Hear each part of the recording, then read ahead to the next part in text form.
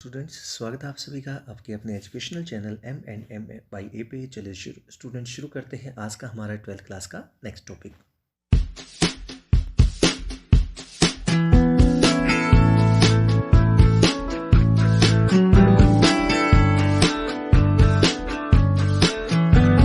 Students, आज का हमारा जो नेक्स्ट टॉपिक है वो है आपका chapter number 14 elements of mathematics की बात कर रहा हूँ। ठीक है, NCERT की अगर बात की जाए, NCERT में यही चैप्टर जो है उसका नंबर है चैप्टर नंबर 12। ठीक है, तो हम कर रहे हैं एक्चुअली में चैप्टर नंबर 12। ठीक है, NCERT की मैं बात कर रहा हूँ। क्वेश्चंस हम जो करेंगे वो हम करेंगे NCERT से। ठीक है, तो चलिए शुरू करते हैं students. Linear programming problems, LPP short form में इसको LPP भी कहते हैं।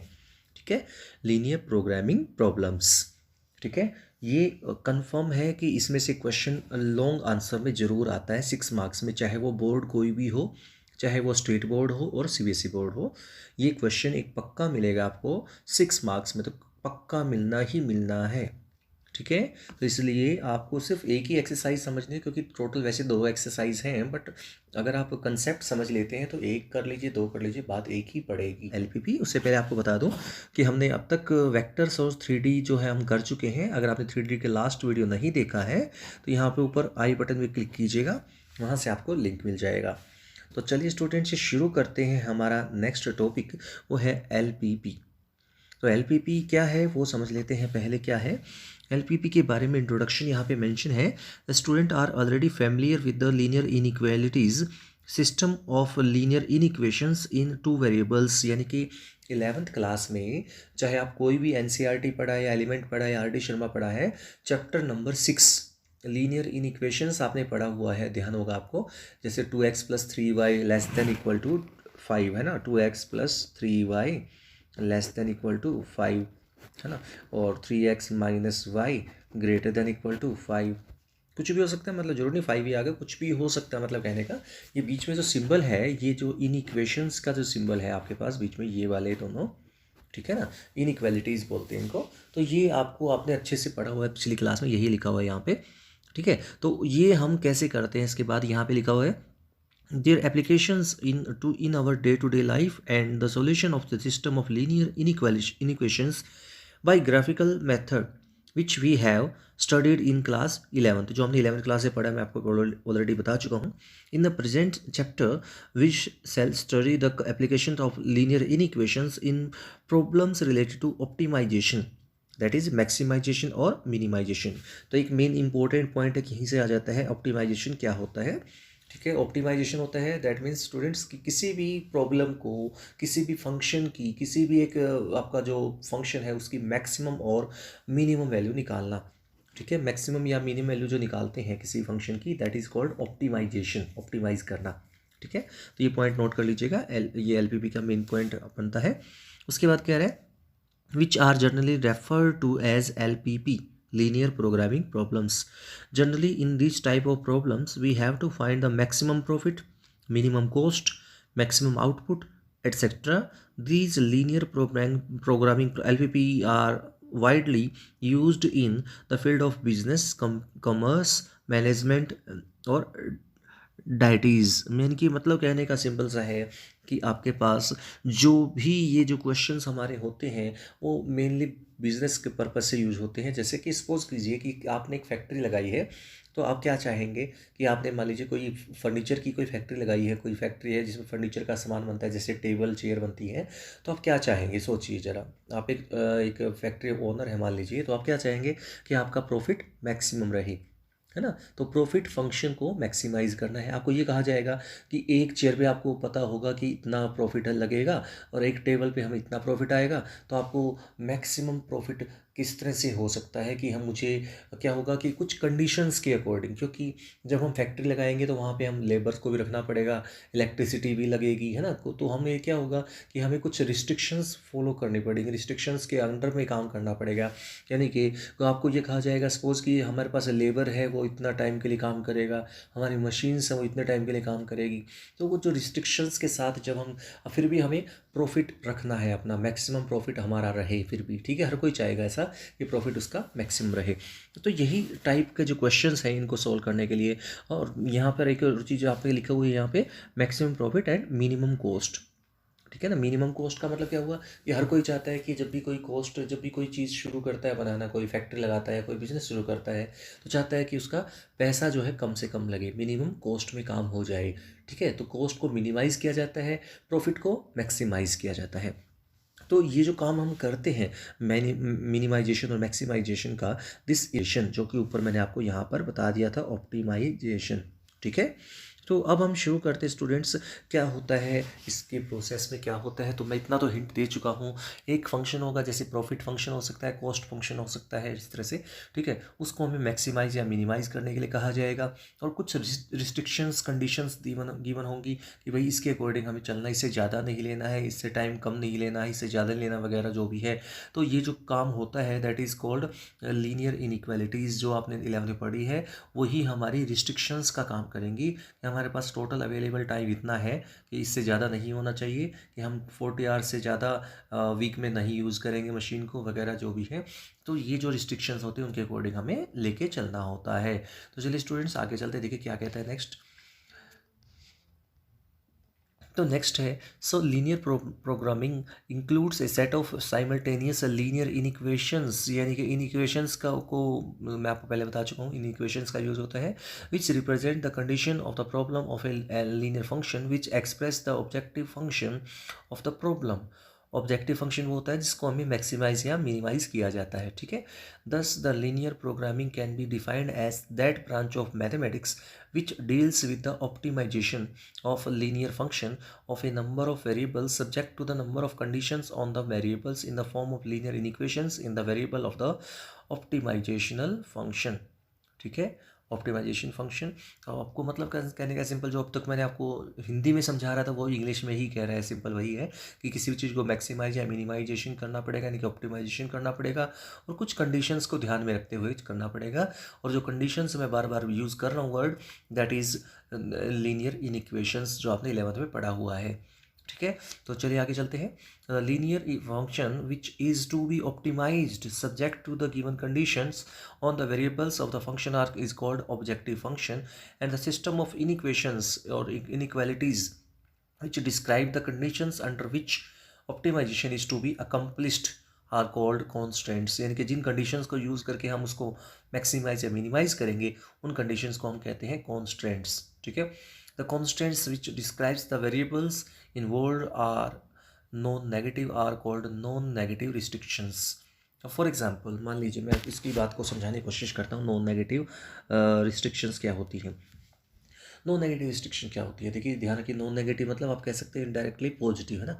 जैसे फॉर एग्जांपल आपने टेबल और चेयर की फैक्ट्री लगाई, सिंपल से लैंग्वेज से समझते हैं, तो आप क्या करेंगे, जो नंबर ऑफ़ चेयर्स हैं दैट इज़ एक्स मान लीजिए, और नंबर ऑफ़ टेबल्स है जो आप मैन्युफैक्चरिंग कर रहे हैं वो पर वीक कह लीजिए, पर डे कर लीजिए, जो भी है, जो भी अकॉर्डिंग टू क्वेश्चन जो भी है, तो वो वाई कह लेते हैं। तो जो एक्स और वाई की जो क्वांटिटीज़ है that should be non negative, यानी कि पॉजिटिव ही होनी चाहिए। यानी कि आपको पता होगा ज़रूर कि भाई अब अगर आप फैक्ट्री लगाइए तो आप तो बनाएंगे ज़रूर, है ना कुछ तो बनेगा, नेगेटिव में जा नहीं सकता, है ना, जो भी बनेगा वो। तो इसलिए इसको कहते हैं नॉन नेगेटिव रिस्ट्रिक्शंस।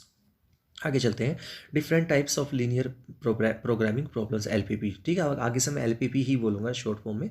ठीक है, the following types of problems which have become classical illustration in linear programming. First, diet problem. Diet problem क्या होता है, in these problems we have to determine the amount of the different kinds of constituents और nutrients which should be included in a diet so as to minimum the cost of the desired diet such that it contains a certain minimum amount of each constituent। मतलब समझ में आया। आप देखिए क्या होता है कि हमें जो डेली नीड्स की ज़रूरत होती है, इतनी प्रोटीन, इतनी कार्बोहाइड्रेट, इतनी फैट चाहिए, इतनी कैलोरी चाहिए, है ना, आपको पता है अच्छे से, तो इतना चीज़ चाहिए, तो उसके लिए हम क्या करते हैं, हम ये तो नहीं है ठूस ठूस के खाना शुरू कर देंगे, है ना। तो हम क्या करते हैं, हम कोशिश करते हैं कि मिनिमम से मिनिमम हम डाइट रखें, लेकिन जो आप उसका जो बेनिफिट है, जो उनके न्यूट्रिएंट्स हैं, वो हमें मैक्सिमम से मैक्सिमम मिले। ओके, दूसरा पॉइंट आता है ऑप्टिमल प्रोडक्ट लाइन फंक्शन। यानी कि क्या होता है, in these problems we have to determine the number of units in of different products which should be produced and sold by a firm when each product requires a fixed man power, machine power, labour sorry man power, machine hours, labor hours per unit of the product, space available, etc. in order to make maximum profit. ये इसको simple language समझे तो मैंने आपको अभी अभी एक factory का एग्जांपल दिया था, उसी से रिलेटेड है कि हमारे पास क्या है, मान लीजिए हमें कोई फैक्ट्री लगानी है तो उसमें हमें प्रॉफिट को मैक्सिमाइज़ करना पड़ेगा, है ना। प्रॉफिट को मैक्सिमम हमें चाहिए कि मैक्सिमम प्रॉफिट आए, और हमारे पास जो मैन पावर है, जो हमारे पास हम लेबर लगाएंगे, है ना, मशीन आवर्स है, मशीन की जो कितना टाइम मशीन चलेगी, ये भी कुछ कंडीशन के अकॉर्डिंग चलेगी कि इतने टाइम से, ये तो है नहीं पूरा दिन लगाए रखेंगे मशीन को, है ना।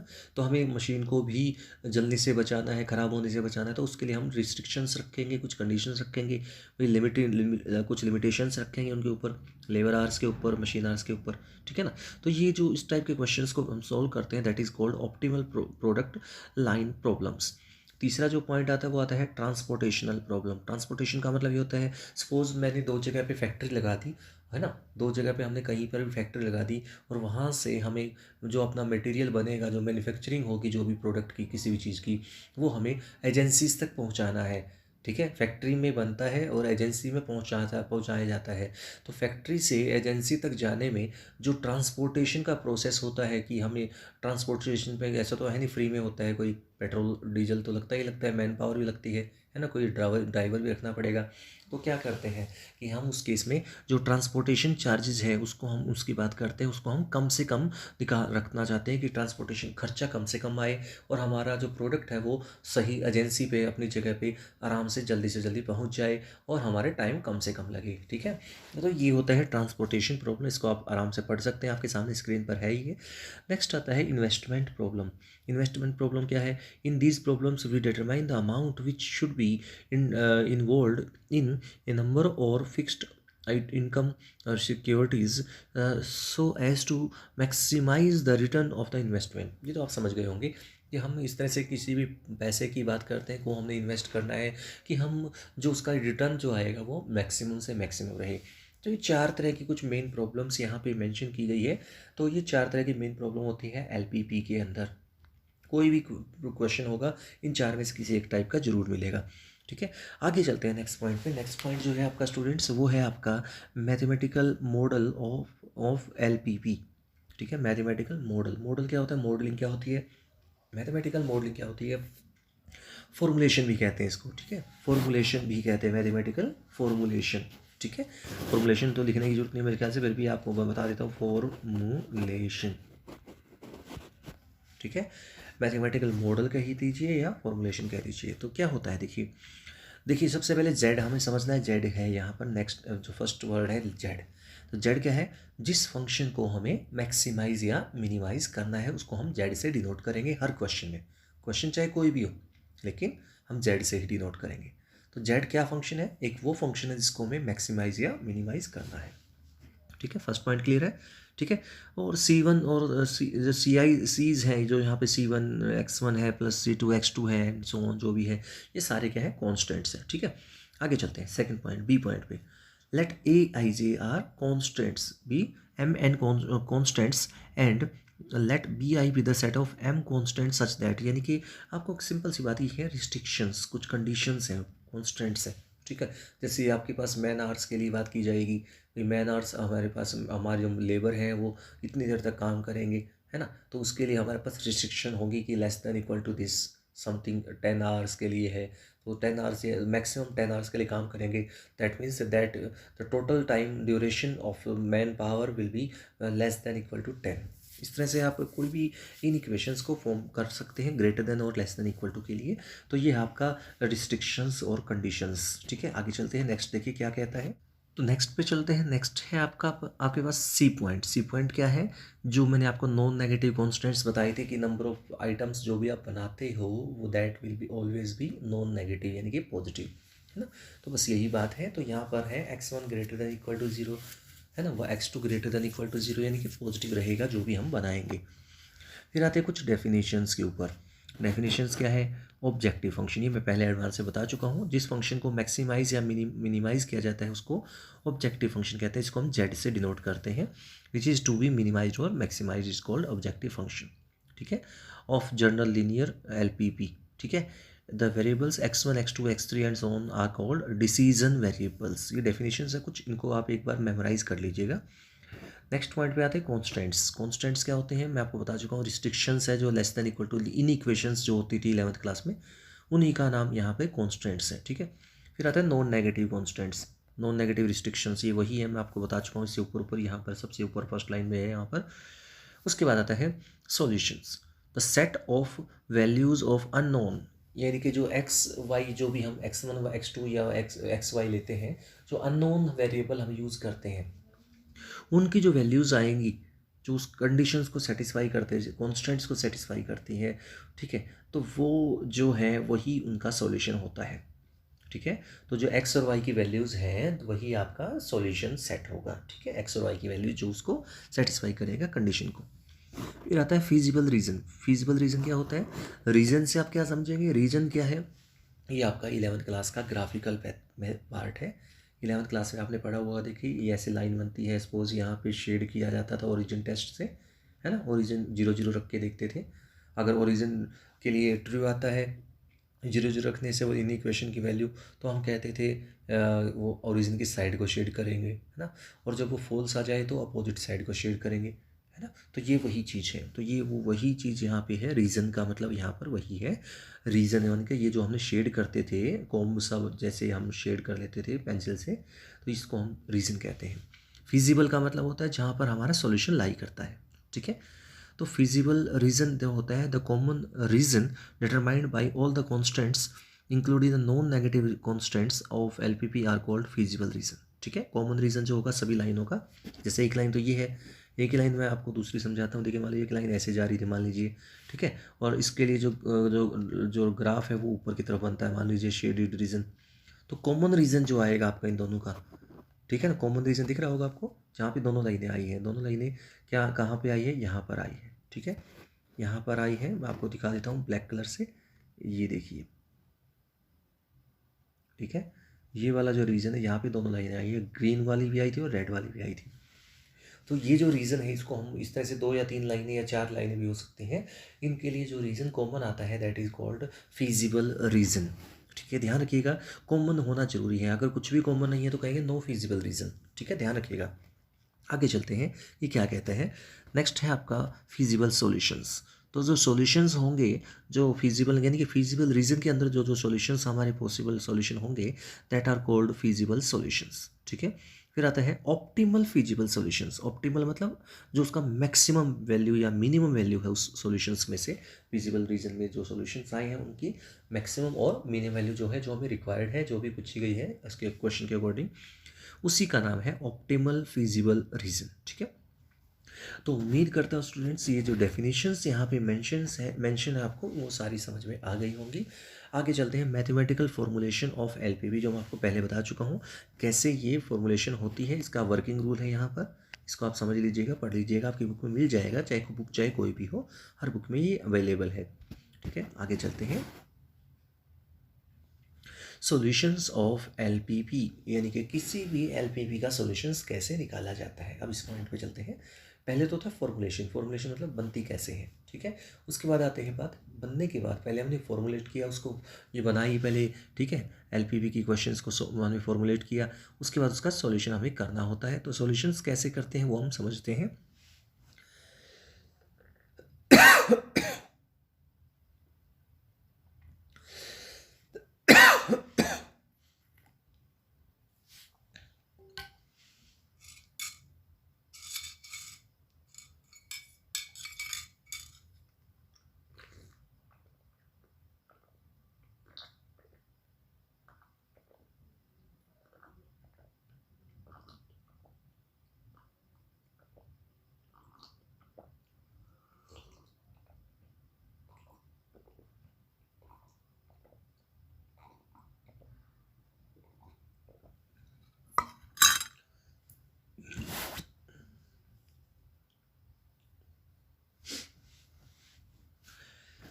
तो अब बात करते हैं सॉल्यूशंस ऑफ एलपीपी।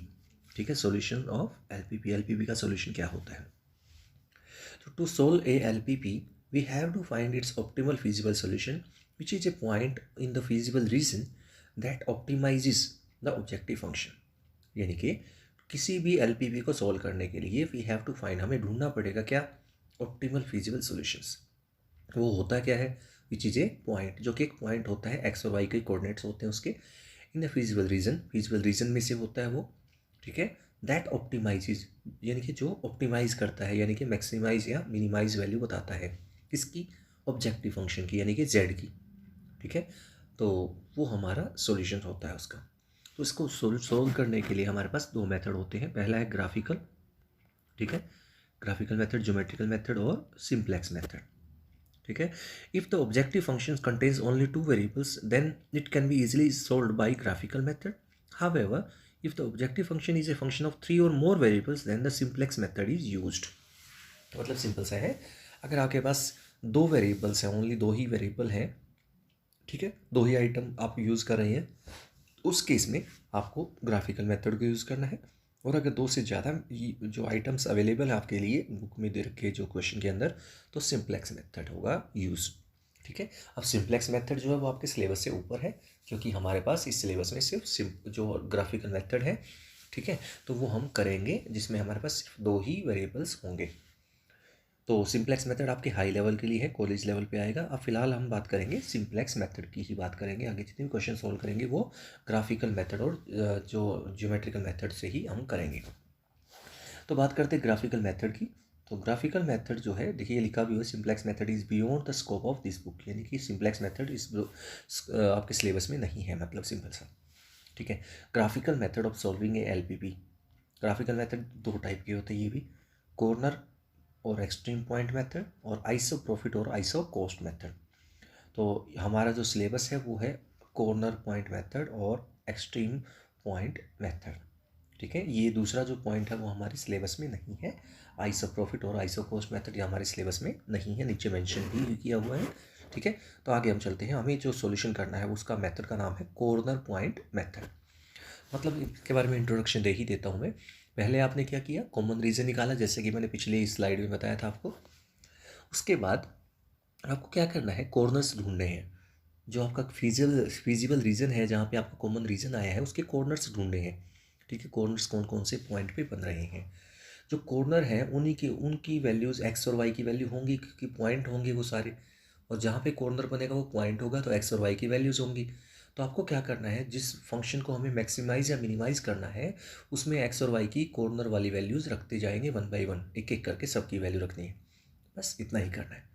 तो अगर वो जो सबसे बड़ी वैल्यू जेड की होगी that will be maximize value, ठीक है, मैक्सिमम वैल्यू, और सबसे छोटी value that will be minimum value, बस। ठीक है ना, सिंपल है ना।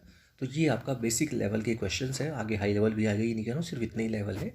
ठीक है, तो ये हमारे पास इस तरह से इसको कॉर्नर पॉइंट मेथड को किया जाता है। आगे चलते हैं, कॉर्नर पॉइंट मेथड में हमारे पास कुछ मेन पॉइंट्स हैं वो हम डिस्कस कर लेते हैं फटाफट से। देखिए क्या है corner point method. This method of solving LPP is based upon the following two theorems. The proof of these are beyond the scope of this book, यानी कि उसका जो प्रूफ है वो हमें उसकी बात नहीं करनी, प्रूफ की बात है हम कुछ नहीं कहेंगे। तो सबसे पहले थ्योरम नंबर 1 है extreme point theorem. An optimal solution of LPP if it exist occurs it on at one of the extreme point of the feasible region, जो कि मैं आपको पहले पिछली स्लाइड में बता चुका हूँ कि एक्सट्रीम पॉइंट थ्योरम में मतलब क्या है कि आपके पास जो भी सॉल्यूशन होगा वो कॉर्नर में से किसी एक पॉइंट पे होगा, जो भी कॉर्नर है उसी के ऊपर ही उसका जो है एक्सट्रीम पॉइंट के ऊपर ही उसका सॉल्यूशन एग्जिस्ट करेगा। थ्योरम नंबर 2 क्या कह रहा है, इफ़ द फिजिबल रीजन से R of the LPP is bounded then the objective function has both a maximum and minimum value, ठीक है, on R, and each of this occur at some corner point of the convex polygon of the set of all feasible region solution. ठीक है, यानी कि कहने का मतलब अगर आपका जो आपका क्या कह सकते फिजिबल रीजन जो है वो बाउंडेड है, जो ग्राफ बनता है बाउंडेड है, चारों तरफ लाइनें बनी हुई, मान लीजिए उनकी चारों तरफ लाइनें बनी हुई है, सपोज जैसे ये ग्राफ है मान लीजिए, origin, X axis, Y axis. आपकी एक लाइन ये है, एक लाइन ये थी, एक लाइन ये थी, एक लाइन ये थी। तो उस तरह से आपने 4 लाइनों को बना के और इस तरह से इन इक्वेशन से जो शेड किया 11th क्लास की तरह, तो मान लीजिए आपका ये रीजन आ गया। तो ये रीजन आपका देख सकते हैं चारों तरफ से बाउंडेड है ना, इसी को बोलते हैं बाउंडेड रीजन। तो अगर बाउंडेड रीजन होगा तो उसकी जरूर कोई ना कोई मैक्सिमम और मिनिमम वैल्यू जरूर होगी। तो इसके कॉर्नर्स हम ढूंढ लेंगे, कॉर्नर्स कहाँ कहाँ बन रहे हैं देखेंगे। तो यहाँ पर एक ए पॉइंट, ये बी पॉइंट, ये सी पॉइंट, ये डी पॉइंट और ये ई पॉइंट। तो ये ई A B C D E जो आपको सामने है, ये है आपके कॉर्नर पॉइंट। तो इनके जो कोऑर्डिनेट्स होंगे वो हमें ढूंढना पड़ेगा। जैसे फॉर एग्जांपल अगर हम बात करें इस लाइन की, इस लाइन की बात करें, तो ये लाइन देखिए इस लाइन से कट करती है, इंटरसेक्ट करती है यहाँ पर। और इस पॉइंट जो है यहाँ पर हमें ढूंढना नहीं है, बल्कि ये देखिए यहाँ पर ये एक्स एक्सिस को कट करे इस कॉर्नर पे। तो यानी कि इसके अंदर वाई को 0 रख देंगे। किस लाइन के अंदर? इस लाइन के अंदर। जो भी इस लाइन की इक्वेशन थी उसमें वाई को 0 रख दिया जाएगा। तो वाई को 0 रखने से ए के कोऑर्डिनेट आ जाएंगे। सिमिलरली जो सेकंड लाइन है, अब मैं ग्रीन कलर से दिखाता हूँ आपको, देखिए ये रही, ठीक है। इस ये देखिए इसका जो पॉइंट बी पॉइंट हमें ढूंढना है, मान लीजिए बी पॉइंट जो इसके ऊपर है, तो वो एक्स एक्सिस पे कट कर रहा है फिर से वही, तो वाई की वैल्यू 0 होगी। तो इसकी जो भी इक्वेशन होगी उस पर आपको वाई को 0 रख देना है। तो जो भी एक्स की वैल्यू आएगी वो आपका इसके कोऑर्डिनेट्स आ जाएंगी, क्योंकि वाई कोऑर्डिनेट 0 हो जाएगा ऑटोमेटिकली इसके ऊपर। फिर बात करते हैं, मैं थोड़ा सा कलर चेंज कर देता हूँ, मैं पिंक कलर यूज़ करता हूँ, देखिएगा ये देखिए। अब ये ग्रीन और पिंक कलर की जो लाइन है वो सी पॉइंट पे कट करती है। तो ग्रीन कलर की जो लाइन है उसकी इक्वेशन कुछ ना, ग्रीन कलर की होगी, ऐसे ही पिंक कलर की होगी। तो इन दोनों को हम सॉल्व करेंगे किस तरह से? 10th क्लास के मेथड से। 10th क्लास में क्या करते थे याद है? एलिमिनेशन मेथड याद आया? 3rd चैप्टर, एक्स और वाई की वैल्यू निकालते थे। तो जो एक्स और वाई की वैल्यू निकालते थे वो इंटरसेक्शन पॉइंट होता था, तो वो सी के कोऑर्डिनेट्स आ जाएंगे उससे। ऐसे ही फिर से आप समझ गए होंगे, यहाँ से देखिए ये फिर से वही, ये यहाँ पर डी जो पॉइंट है, डी, ये डी पॉइंट, ये डी पॉइंट भी ऐसे ही दो लाइनों के इंटरसेक्शन से बना हुआ है।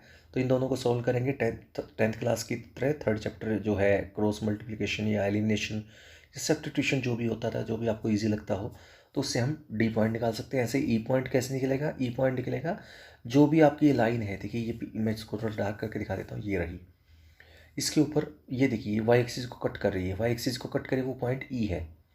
तो वाई एक्सिस जहाँ पे कट होगा वहाँ पे एक्स की वैल्यू 0 होगी, ठीक है ना, एक्स की वैल्यू 0 होगी। तो यहाँ पर एक्स की वैल्यू 0 रख दी जाएगी इस लाइन के अंदर, तो आपका ई पॉइंट आ जाएगा। तो इस तरह से हमने चारों पॉइंट हमने निकाल लिए हैं, 5 पॉइंट यहाँ पे निकल जाएंगे, A B C D E, ठीक है। आगे चलते हैं, आगे समझते क्या है। तो उसके बाद है एक्सट्रीम और कॉर्नर वैल्यूज। एक्सट्रीम और corner values of a physical region is the point of intersection of two boundary lines in a region. ये मैं आपको बता चुका हूँ, इंटरसेक्शन पॉइंट कैसे निकलेगा, 10th क्लास की तरह निकलता है, ठीक है, एलिमिनेशन मेथड से। फिर आता है कॉन्वेक्स रीजन। कॉन्वेक्स रीजन क्या होता है? A region is said to be convex region if the line segment joining any two arbitrary point of the region always lie entirely within the region, उसको बोलते हैं convex region, ठीक है। Any such closed region is called convex region, ठीक है। Whereas this is not the convex region, यानी कि जो इसमें दिखाया गया है फर्स्ट फिगर में, ये कॉन्वेक्स रीजन क्यों? कि इसमें दो पॉइंट को ज्वाइन करके जो लाइन बनी है वो पूरा का पूरी दोनों लाइनें जो है वो इसी के अंदर रह गई, इस रीजन के अंदर ही अंदर है, तो कॉन्वेक्स बोलेंगे। लेकिन जो सेकंड जो रीजन है उसको आप ध्यान से देखें, तो सेकंड रीजन में अगर किसी भी दो पॉइंट को मिलाते हैं तो वो जो लाइन बनती है वो बाहर से भी जाएगी। देखिए देखिए ये इसको एरिया को कवर कर बाहर से निकल रही है इस एरिया के, तो इसलिए इसको हम कॉन्वेक्स नहीं कहेंगे, this is not convex region, ठीक है। आगे चलते हैं नेक्स्ट पॉइंट पे, bounded feasible region. A feasible reason of a set of linear constants is said to be bounded if it can be enclosed within a circle, otherwise it will be unbounded, ठीक है। यानी कि क्या होगा, अगर उसको हम सर्कल के अंदर एक इंक्लोज कर सकते हैं तो उसको बाउंडेड कहेंगे, और अगर नहीं कर सकते तो वो अनबाउंडेड कहेंगे, ठीक है। रिमार्क्स क्या है? The feasible region of LPP is always a convex region. तो फिजिबल रीजन होता है वो हमेशा कॉन्वेक्स ही होता है। तो if the feasible region of the LPP is bounded, then it is always a convex polygon and the maximum or minimum values of the projective function must occur at some vertex of this convex polygon, यानी कि कोई ना कोई corner corner बोल दीजिए चाहे इसको, vertex जो है वो कॉर्नर ही होता है, तो उसके ऊपर उसकी मैक्सिमम और मिनिमम वैल्यू लाई करेगी। अगर कब, अगर वो बाउंडेड है, चारों तरफ से बाउंडेड है तो, ठीक है ना, चारों तरफ से बंद है। If the feasible region of the LPP is unbounded, ये चीज़ मायने रखती है, ये पॉइंट ध्यान से सुनिएगा। If the feasible region of the LPP is unbounded, then the optimal value of the objective function may or may not exist। यानी कि ऑब्जेक्टिव फंक्शन जो है उसकी ऑप्टिमल वैल्यू यानी कि मैक्सिमम और मिनिमम वैल्यू जो है वो कर भी सकती है और नहीं भी कर सकती है। यानी कि अगर वो रीजन अनबाउंडेड है उस केस में जो है क्लियर नहीं होता कि उसकी मैक्सिमम और मिनिमम वैल्यू आएगी या नहीं आएगी। However, if it exists, then it must occur at some corner point of the feasible region। मतलब कह रहा है कि या तो होगी या नहीं होगी, दोनों ऑप्शन बनते हैं इस केस में, लेकिन अगर होगी तो पक्का किसी ना किसी कॉर्नर पे ही होगी। ठीक है, तो ये है आपका इसका सॉल्यूशन, इसके बारे में कुछ बातें इंपॉर्टेंट। फिर आता है working rule to find the solutions of LPP by corner point method. तो कैसे करते हैं to solve LPP by corner point method, ये आपको मैं बता चुका हूँ एक्चुअली, आपको मैंने पिछली स्लाइड में बता दिया था इसके बारे में कि कैसे करते हैं। ठीक है, आगे हम चलते हैं, देखिए आगे क्या कहता है। The step process for the solutions of LPP by corner point method can be split into the following steps. यानी कि कुछ स्टेप्स में हम फॉलो कर सकते हैं इसको। जो एलपीपी का जो सॉल्व करने का तरीका है वो क्या है, फॉर्मुलेट करना है पहले तो। ठीक है, फॉर्मुलेट कर देंगे, यानी कि पहले इसको क्वेश्चन को फॉर्म करना है। उसके बाद consider all the constants as equation. जितने भी कॉन्स्टेंट्स है इन इक्वेशंस उनको इक्वेशन में कंसीडर कर लीजिए, उनको इक्वल टू बना लीजिए, पहले लेट करके करना है। ठीक है, कंसीडर करना उनको कि वो इक्वेशंस है। Draw the graph of each in equality which is a straight line. यानी कि क्या करो, जो इन इक्वेशन से हमने इक्वेशन बनाई है उनका ग्राफ प्लॉट कीजिए और वो स्ट्रेट लाइन भी बनेगा। फिर आता है shade the required region of each inequality, the common shaded portion represent the region of the solution called the feasible region. यानी कि जो आपकी इक्वेशंस बनी है, हमने इन इक्वेशंस का जो साइन हटा दिया है, उनको कॉन्स्टेंट्स को इक्वेशन में कन्वर्ट कर दिया है, तो उनका जो ग्राफ बनेगा ग्राफ बना देना है। और उसके बाद आपको शेड करना है। शेड कैसे करना है, 11th क्लास का 6th चैप्टर को समझ लीजिए। अगर आपने नहीं देखा है तो मेरी 11th क्लास वाली प्लेलिस्ट पे चले जाइएगा, वहाँ पे आपको लिंक मिल जाएगा, वहाँ से आप देख सकते हैं। ठीक है, तो region so obtained is known as convex region which represent the set of all feasible solutions of the LPP. ठीक है ना, आगे चलते हैं। Determine the coordinates of the corner points of the feasible region which can be done either by inspection of graph और by solving the equation of two lines intersecting at that point. ये मैं आपको बता चुका हूँ पिछले page पे कि या तो हमें वो ग्राफ में कहाँ पे कट कर रही है, जैसे एक्स एक्सिस पे कट कर रही है तो वाई को जीरो रख देंगे, वाई एक्सिस पे कट कर रही है तो एक्स को जीरो रख देंगे, सिंपल है ना। तो उसकी इक्वेशन में एक्स या वाई को जीरो रख के हम वो डायरेक्ट इंस्पेक्शन से भी हो सकता है, डायरेक्ट देख के भी हो सकता है, और अगर कहीं पर कट कर रही है तो उसको हम एलिमिनेशन मेथड से भी कर सकते हैं, जो हमने 10th में सीखा हुआ है। तो यही लिखा है, इंटरसेक्टिंग एट ए पॉइंट अगर है तो हम एक्स और वाई की वैल्यू एलिमिनेशन मेथड से कर सकते हैं। स्टेप नंबर 6, लास्ट स्टेप क्या है, find the values of the objective function at each of the corner point, the point where the objective function attains its optimum मतलब maximum और मिनिमम value is the optimal solutions of the given LPP. ठीक है, कुछ remark है क्या, let z is equal to a x plus b y. A x plus b y आपका objective function है, एंड m कैपिटल M और small m जो है वो उसके मैक्सिमम और मिनिमम वैल्यूज हैं respectively, obtained by employing the above steps। Then if the feasible reason is obtained is bounded, then m and small m are respectively with the maximum and minimum value। ये तो हमें पता ही, पिछले page में बता दिया था मैंने कि अगर बाउंडेड है उसकी मैक्सिमम और मिनिमम वैल्यू जरूर होगी। फिर बात करते हैं असली पॉइंट पे। असली पॉइंट कौन सा है, point number 2, if the feasible reason obtained is unbounded.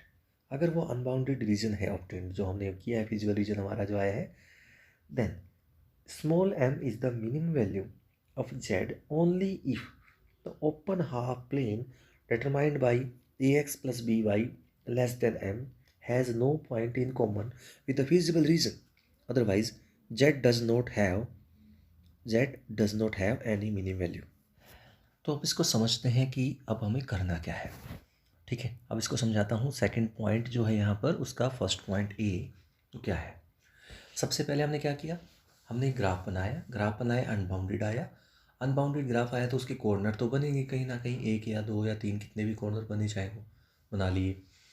अब हमें क्या किया, जेड की वैल्यू में वो कॉर्नर के जो कोऑर्डिनेट्स थे एक्स और वाई के वो रख दिए। अब हमें उनमें से जो मान लीजिए मैक्सिमाइज़ करना था, तो उन जो भी 3 या 4 कॉर्नर या 2 कॉर्नर जितने बने हैं उनमें से जो छोटी वैल्यू है मिनिमाइज़ करना मान लीजिए हमें, तो सबसे छोटी वैल्यू हम ढूंढ लेंगे, जेड की वैल्यू किसकी सबसे छोटी वैल्यू कौन सी आई है जेड की। तो फिर हम उसको स्मॉल एम ले लेंगे, मान लीजिए स्मॉल करो कीजिए कि वो सबसे मिनी वैल्यू 3 आई है जेड की, ठीक है ना। तो जेड जो है वो 3 जो आया है, अब हमें ये चेक करना पड़ेगा, तसल्ली करनी पड़ेगी इस बात की कि वो 3 जो आया है वो सबसे मिनिमम है या उससे भी कम है, क्योंकि हमारा रीजन जो है वो अनबाउंडेड है, ठीक है ना। अनबाउंडेड का मतलब ये हो गया कि पता नहीं कहाँ तक गया हुआ होगा, कि उसमें आप क्या पता उससे कम भी हो जाए, उससे और कम, है ना। लेकिन फ़िलहाल के लिए 3 हमारा सबसे मिनिमम है, हम मान के चलते हैं। तो हम उसके लिए कॉन्ट्राडिक्शन मेथड यूज़ करना पड़ेगा। कॉन्ट्राडिक्शन मेथड का मतलब होता है स्टूडेंट्स, जैसे आपने 10th क्लास से पढ़ा हुआ है, जब √3 को इरेशनल प्रूव करते थे। √3 को इरेशनल प्रूव करने के लिए आप क्या करते थे, let us suppose that √3 is rational, आप ये कहते थे ना, है ना, let us suppose that √3 is rational. हम उल्टा लेके चलते थे, तो वही चीज़ यहाँ पे है। तो हमें चेक करना है 3 जो है या m स्मॉल m जो है वो सबसे मिनिमम है। तो हम कंसीडर करेंगे कि z जो है that is less than 3, let if possible, let if possible. मान लीजिए अगर पॉसिबल है कि z की वैल्यू 3 से भी छोटी है, ठीक है, तो उसके z की जो भी इक्वेशन है 2x+3y या ax+by कुछ भी हो सकती है, वो लेस देन 3 हम लेके चलेंगे, उसका ग्राफ प्लॉट करेंगे।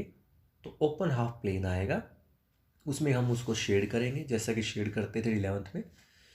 अगर वहाँ से अगला ये पॉइंट शुरू हो जाता है, अगर उसका जो रीजन आया है वो हमारे फिजिबल रीजन में से अलग आया है, यानी कि वो लेफ्ट में जा रहा था वो राइट में चला गया, अलग अलग डायरेक्शन में जा रहे हैं, फिजिबल रीजन राइट में मान लीजिए, और जो आपका जो लाइन ये जो बनी है ये z <3 यानी कि 2x+3y है मान लीजिए z की वैल्यू, तो 2x+3y <3 हम लेके चल रहे हैं मान लीजिए, ठीक है। इसका ग्राफ प्लॉट किया और उसका ग्राफ जो आया वो लेफ्ट साइड में गया और जो फिजिबल रीजन था वो राइट साइड में था उसके, तो इसका मतलब कुछ भी कॉमन नहीं है। तो अगर कुछ भी कॉमन नहीं है तो इसका मतलब क्या हुआ, इसका मतलब ये हुआ स्टूडेंट्स कि आपने जो ग्राफ बनाया है उससे हमें ये निकल के आया है कि जो इसकी छोटी वैल्यू 3 से छोटी वैल्यू, मान लीजिए ये लाइन ऐसे जा रही है और उसका ग्राफ ऐसे जा रहा है, ठीक है ना, ये ऐसे जा रहा है, और हमारा फिजिबल रीजन है वो उधर की तरफ था, राइट साइड की तरफ था यहाँ पर। तो हम क्या देखेंगे, हम ये देखेंगे कि हमारा जो उसकी 3 से छोटी वैल्यू के लिए जब हमने ग्राफ बनाया है उसके लिए जो रीजन है वो लेफ्ट साइड में है, यानी कि इस साइड में है, ठीक है, लेफ्ट साइड में। लेकिन हमारा फिजिबल रीजन तो राइट साइड में है, इसका मतलब क्या हुआ, 3 से छोटी वैल्यू लेफ्ट में है, ठीक है, राइट में तो ही है ना इसका मतलब। तो यानी कि इसका मतलब आप अपने आप से जोड़ लीजिए कि 3 जो है that is the minimum value, ठीक है। सिमिलर केस एट मैक्सिमम के लिए है, सेकंड पॉइंट जो इसका बी पॉइंट है वो क्या कह रहा है, देखिए वही कह रहा है एम, कैपिटल एम जो है उसको हम मैक्सिमम कह रहे हैं। कब कहेंगे, फिर वही बात, मान लीजिए जेड आपका जो अनबाउंडेड रीजन आ गया, उसमें हमने कॉर्नर बन गए 3 कॉर्नर्स, मान लीजिए उनमें सबसे बड़ी वैल्यू जो है वो कैपिटल एम है, मान लीजिए वो 10 है, तो 2x+3y जो है दैट इज़, हम ये जेड है आपका, तो ये हम मान के चलेंगे 10 जो है वो मैक्सिमम नहीं है, तो हम मान लेंगे 2x+3y जेड जो है वो 10 से भी बड़ा है, 10 से बड़ा है, उसका ग्राफ बनाएंगे। फिर से वही रीज़न कि अगर कुछ भी कॉमन आ जाए तो हम कहेंगे कि भाई ये तो कुछ भी कॉमन आ गया, तो हम कहेंगे कि कोई मैक्सिमम वैल्यू हम बता ही नहीं सकते। ये निकला कि जब आप ग्राफ बनाए, तो अब जैसे मान लीजिए कि आपका ग्राफ ऐसे जा रहा था, फिजिबल रीजन आपका ये था, और जो आपने लाइन बनाई है, जो आपकी जो लाइन ये जो मैं बता रहा हूँ 2x+3y > 10, यानी कि z की जो वैल्यू है, z है आपका 2x+3y, ये हम चेक करना चाह रहे हैं z मैक्सिमम है क्या। तो उसके लिए हम क्या करेंगे, let us suppose that z is not the maximum value, मान लीजिए तो z की वैल्यू मैक्सिमम नहीं है 10, तो इसका मतलब z की वैल्यू 10 से ही बड़ी है, तो z क्या है 2x+3y दैट इज़ > 10। उसका ग्राफ प्लॉट करेंगे, मान लीजिए उसका ग्राफ जो है वो ऐसे जा रहा है, और उसका जो शेड किया उसका रीज़न जो आया ओरिजिन टेस्ट करने से वो इस तरह से जा रहा है मान लीजिए, ठीक है ना, मान लीजिए ऐसे जा रहा है, तो ठीक है, तो आप देखेंगे जो आपका राइट जो फिजिबल रीजन है वो राइट साइड में है ना, और जो हमारा ग्राफ जो इसका है वो लेफ्ट साइड में है। तो इसका मतलब क्या हुआ, इसका मतलब ये हुआ कि जो जेड की वैल्यू 10 से बड़ी है वो वैल्यू लेफ्ट साइड में है, यहाँ पर है, लेकिन हमारा फीजिबल रीजन तो राइट साइड में है, तो इसका मतलब 10 से बड़ी वैल्यू नहीं हो सकती हमारे फीजिबल रीजन के अंदर, क्योंकि 10 से बड़ी वैल्यू नीचे है, ठीक है ना। इसका मतलब क्या हुआ, इसका मतलब ये हुआ कि जो 10 है that is the maximum value, जो 10 है वही आपकी मैक्सिमम वैल्यू होगी उस फंक्शन के लिए। उम्मीद करता हूँ स्टूडेंट्स आपको समझ में आ गया होगा कि अनबाउंड रीजन को कैसे सॉल्व किया जाता है। तो स्टूडेंट्स इसी के साथ आज के वीडियो यहीं पे एंड करता हूँ। उम्मीद करता हूँ आपको समझ में आ गया होगा। तो अगर आपने इस चैनल को सब्सक्राइब नहीं किया है तो सब्सक्राइब कर दीजिएगा, लाइक कीजिएगा, शेयर कीजिएगा। मिलते हैं नेक्स्ट वीडियो में, तब तक के लिए thank you for watching this class.